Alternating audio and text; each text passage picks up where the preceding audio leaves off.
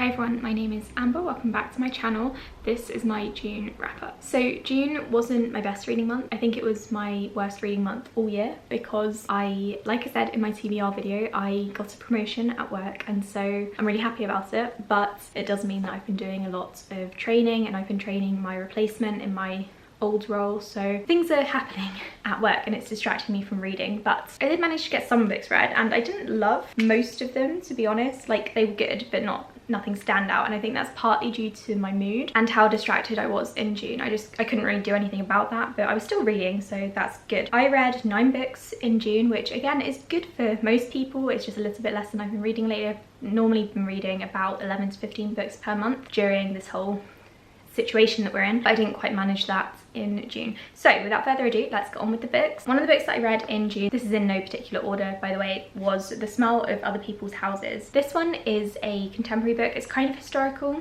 Well, I guess it does count as historical. It's set in 1970 in Alaska and it's about 4 people who are growing up there. A couple of them are native Alaskans and a couple are the children or grandchildren of migrants there. So they've all got various things going on. I honestly, after having read this 3 weeks ago, I now can't really tell you much about the book. It wasn't very memorable to me. I was expecting to love it, mostly because I love the US cover. I will leave a photo of it here. It's stunning and that's the main reason I wanted to pick this one up, but I didn't really love this book. I read The Great Alone by Kristen Hanna, which is also set in Alaska, and I think that was a better book for reading about the Alaskan way of life from a white person's point of view. This does give you some insight into the Alaskan way of life from various perspectives. There's a lot going on with these people, but again, it's nothing really stand out. I didn't really get too emotional, even though emotional things were happening, and I think that's mainly down to the writing style. It was all very peaceful and controlled and kind of, you know, middle of the road. I don't really know how else to explain it, but that's just the way I felt about this one, so I gave this one 3 stars. Next, I read a book that I very much enjoyed, and that was Firekeepers Daughter. This one is about a teenage girl called Docile,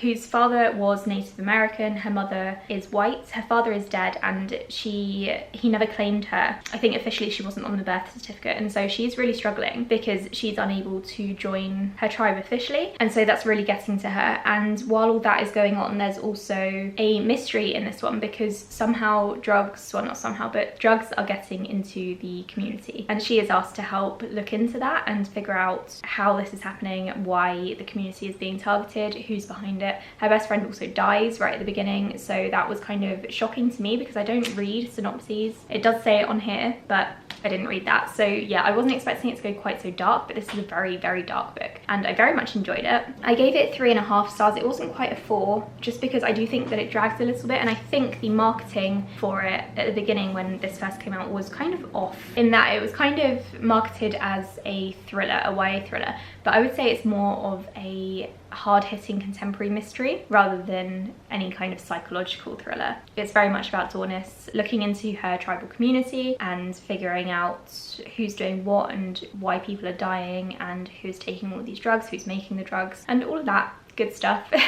It's very hard-hitting and there's a lot going on, and yeah, I very much enjoyed it. I think if you like hard-hitting contemporaries, even with the mystery aspect of this one, you'll enjoy this book. Next, I read the Bromance book club, which is an adult romance book. I gave this one 2.5 stars. So this is about a guy called Gavin whose marriage is in trouble. Basically, he's feeling very insecure because his wife has been faking orgasms for their entire marriage, and he finds out one day and just leaves. His wife, whose name is Thea, she's upset that he's just walked out and left her and the kids because he's embarrassed. It's told from both of their points of view. Gavin joins the Bromance book club, which is a book club full of other men who read romance books in order to kind of understand the female species or something. I didn't mind it. I thought it was an okay read. I've definitely read it very quickly, but it's not a series that I will probably continue just because it didn't really stand out to me. The characters were so annoying, considering they've been married for ages, and I know that the book does address this because they got married young, basically because they were having a kid to begin with. Their marriage wasn't perfect and the two of them don't communicate very well at all. That just frustrated me, and it's not something that I really care to read about right now just because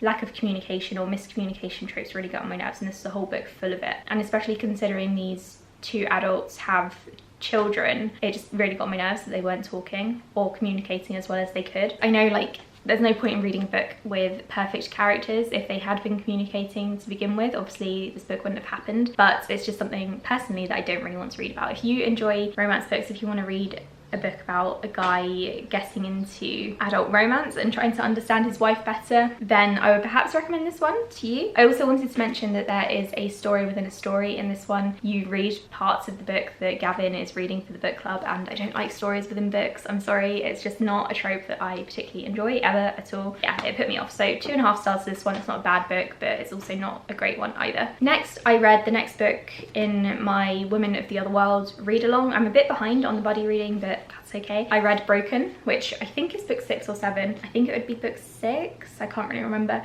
But this one follows Elena again, who is the werewolf from the first 2 books, and we go back and see her now that she is pregnant with Clay's baby. I didn't love this one. I haven't loved one of these books since Page's 2 books, books 3 and 4. So I don't know, I want to continue on with this series just because I want to finish it finally, but I'm not convinced that I am going to love it. I don't really know why. I don't know if it's just the older style of paranormal romance that I'm not loving, or if it's the characters, or it's maybe because I'm reading these in such quick succession and they follow very similar kind of story beats, even though they're not about the same paranormal creatures each time. I don't know what it is about this series that I'm not loving this time around. Although I did really like Page's books, so I don't know. I don't think it's kind of a time and place kind of thing. I think I'm really stumped on this one. So I gave this one 2.5 stars again, maybe 3 stars. Like, that's good. That's a good rating. And I will be continuing on with the series. It's just not something that I am really into right now, which is a shame. So I might give it a longer break in between this book and the next one, and maybe not read the next book in July, just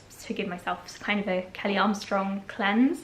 I might also give her YA books a go, because they might be a bit more fast-paced and a bit more interesting when I'm kind of out of the world a little bit more and I'm back with witches, because I think they're about witches. So it's a shame I'm not enjoying this one. If you have read this series, let me know which books were your favourites, if you thought it got better as the series went on, or if you think it got worse. I think I'm mostly excited to see Savannah again, like in the future, so I do want to carry on with this. I think it's just not very appealing to me right now. Next, I read a thriller that I got from the library, and that is He Started It by Samantha Downing. This is by the author of My Lovely Wife, which I loved, and this book is very, very different. So it's about a group of siblings. There are 3 of them plus 2 other halves, so 2 of the siblings are married and they bring their partners along. So it's a group of 5 people going on this road trip because their grandfather has died, and he's said in his will they can have all his money, all of his assets, as long as they go on this road trip together and recreate this old road trip that they did when they were younger. I don't really know how to rate this book. I enjoyed it. I was very, very intrigued the entire time, but I think I was more intrigued because I had read My Lovely Wife and loved it, and I was waiting for this book to get up to that standard, if that makes sense. I was waiting for things to kick off and for twists and turns to start happening, but they didn't really. Like,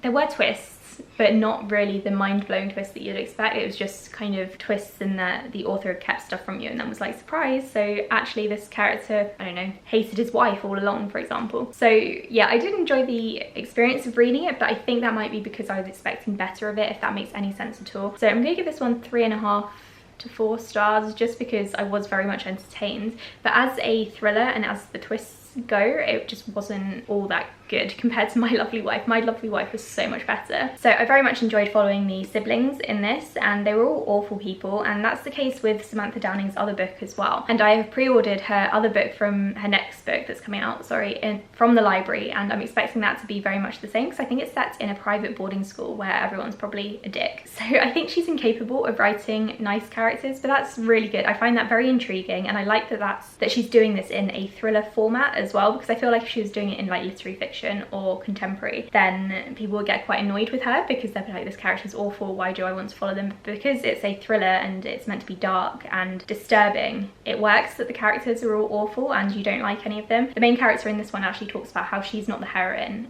and she doesn't know who the heroine of the story would be, or the hero of the story would be, and that is so true. Like, I don't know where to start with this one, and I don't know who would be the best character, because they're all terrible. But I liked that, and I think that's a trope that I quite enjoy, not in all of the thriller books that I read, because sometimes I do like to have a protagonist that I'm rooting for. I did like that in this book. I thought it was really well done. I'm looking forward to reading her next book as well, because I really like her writing style. I think she's a very good thriller writer. She's very good at building suspense, and again, she's very good at writing really awful characters, because that's definitely her intention. So yeah, I'm looking forward to reading her 3rd book. I hope it's a bit better than this one, because this one wasn't great, but it was still good. It was a good experience. Next, I read a YA contemporary book, and that is Xoxo. This one is coming out on the 13th of July in the US. So this is about a young Korean American girl who comes across, completely accidentally, a K-pop star when she's in the US. And then unrelatedly, she goes over to South Korea, where her family is from, to look after her grandmother, who's undergoing some medical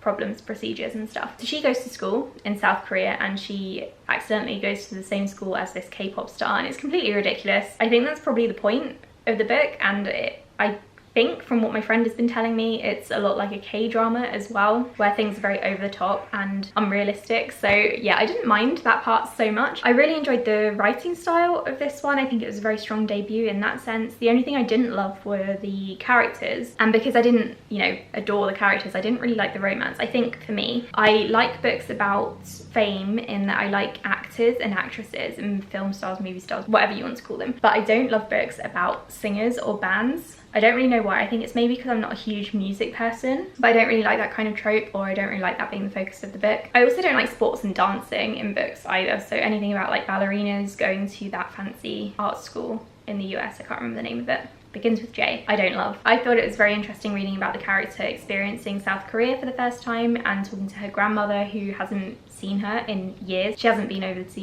US to visit her. So I really liked that side of things. I liked the family side of things, but I didn't love the high school romance sort of side. I don't know if that's just because I'm growing out of YA, perhaps, but I gave this one 3 stars because it wasn't really stand out for a YA book. It wasn't really hard hitting, which is something that I tend to enjoy, but I did really like the setting, and I liked some of the drama as well. And then I read a graphic novel called This Place, 150 Years Retold. So this is a bunch of short stories in graphic novel format, which tell the story of the past 150 years in Canada through the eyes of Indigenous creators. So this goes into a bunch of different points of Canadian history that I knew nothing about. I don't really know much about Canada, to be honest. I know that recently with the news of the residential schools and the deaths that happened there has been a lot of stuff coming to light, but previously it's not something I had ever heard about in the UK. Like, we've never studied Canadian history. I don't know why both French and English are spoken in Canada, and stuff like that. It's just not something that's ever really been covered. So I picked this one up a few months ago because it's something that I really wanted to kind of dive more into, and it's not something I've really thought about diving more into before. And so yeah, I picked this one up, and then a couple of days afterwards the news about the residential schools came about, and it was just such a strange experience for me, having originally not really heard about them at all, to reading about them in this book in several different formats, and sometimes like fantastical formats and sometimes actually like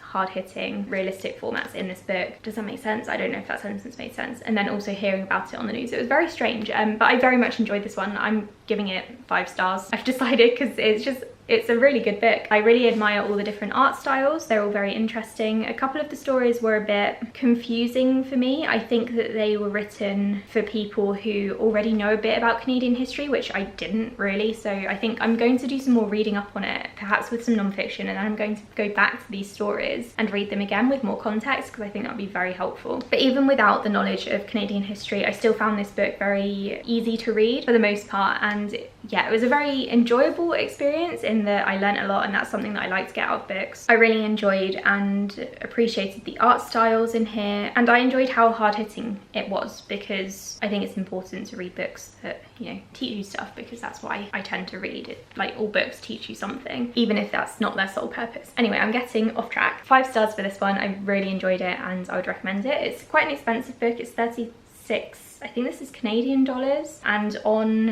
Amazon I think it's about £16. So it is quite an expensive book, but it's a very, very good one, so I'd recommend picking up. So next I read 2 library books that I've had to since return to the library. The first one was Exit West, which I showed in a book haul. I have to say, I didn't love it. I gave that one 2 stars. I kind of ended up just skimming through it because I thought it was going to be more of a portal fantasy than it actually was. It was definitely more of a hard-hitting realistic fiction with portals involved rather than a portal fantasy. So yeah, I didn't love it. It was about people who were traveling from this unnamed country in the Middle East to I think it was the UK, and it was about their journey to the UK and what they had to experience. I didn't love it. I don't think it was very well written. I didn't really feel a huge connection to either of the characters, which is a shame, and I think that's partly because of the length of the book. It was barely 200 pages. maybe 250, and the font was a huge font size, so it wasn't a very long book at all. And I think that's my issue with short stories. I like to get into the world building, I like to get into the characters and really get to know them, but with shorter books and short stories as well, I really struggle with that. So yeah, I didn't love this one and I gave it back to the library because there was no point in me hanging on to it. And then the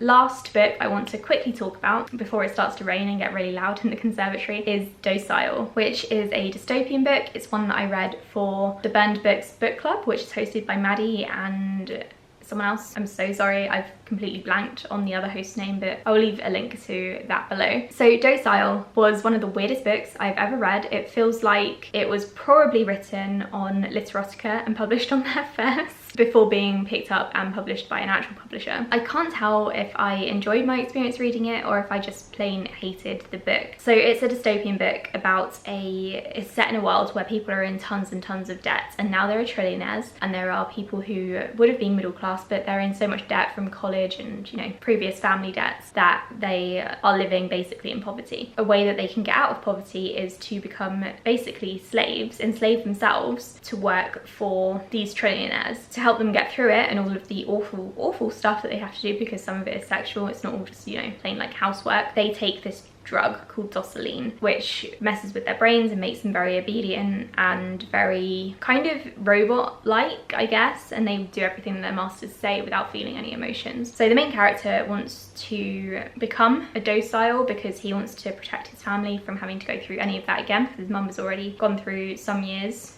of being a docile and she's not doing so well afterwards. And he goes to work for one of the people from the family who make Docile. And so you get both of their perspectives, which is what I didn't really like about this book. I don't think I wanted the trillionaire's perspective. I can't remember his name, I'm sorry. I didn't want to read about him because he was making this Docile and turning people into basically slaves, enslaving them. And then the two of them get into an actual relationship because they start to feel feelings for one another. The trillionaire feels actual feelings for his docile, and then the man who became a docile starts to feel feelings for his master. I didn't love it because okay, so it was problematic and it was meant to be a problematic relationship. The man who becomes a docile acknowledges that it's not the best relationship, and various other characters around him try to protect him from the relationship because it's not healthy in so many ways. I thought the book was progressing quite well, but then right at the end, I don't think this is a spoiler, the man who became a docile starts to perhaps have feelings again for the trillionaire and starts to maybe hint at the fact that he might get into a relationship with him in the future if things go well, if his mental state is okay. And